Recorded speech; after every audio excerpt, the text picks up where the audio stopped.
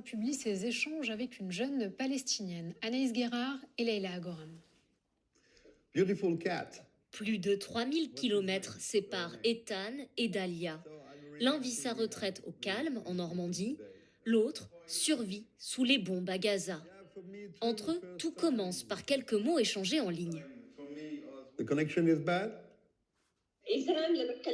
Quand on a discuté tous les deux, j'ai eu le sentiment qu'il me traitait comme si j'étais sa propre fille. À cause de la situation à Gaza, on se sent silencieux. On a l'impression d'être invisible dans ce monde. Mais avec lui, je peux faire entendre ma voix. Depuis 7 mois, le quotidien de Dalia est aussi un peu devenu celui d'Ethan. Les pénuries, les coupures d'électricité, d'eau, au fil des messages, une relation épistolaire se tisse comme un fil d'Ariane.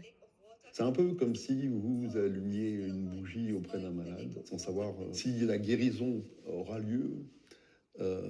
Donc c'est une posture, on va dire, dans laquelle vous acceptez la vulnérabilité, votre vulnérabilité aux éléments du monde.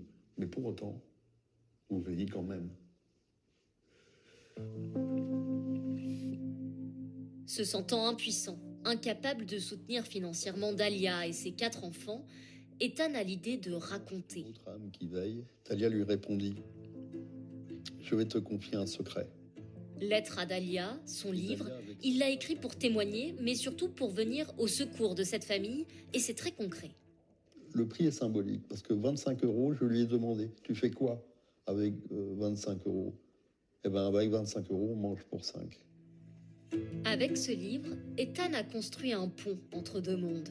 Il nous encourage à faire preuve d'humanité, à rêver d'un avenir où les enfants de Dalia pourront étudier, vivre en paix. Suite de notre feuilleton consacré cette semaine aux familles d'accueil. Pendant 6 mois, nous avons suivi